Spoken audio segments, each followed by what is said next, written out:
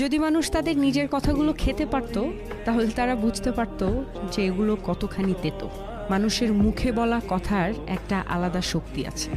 কখনো কখনো আমরা রাগে, অভিমানে বা অবহেলায় এমন কিছু বলে ফেলি যা শুনতে অন্যের জন্য খুব কষ্টকর হয়ে যায়, অথচ আমরা সেটা বোঝার চেষ্টা করি না কখনো।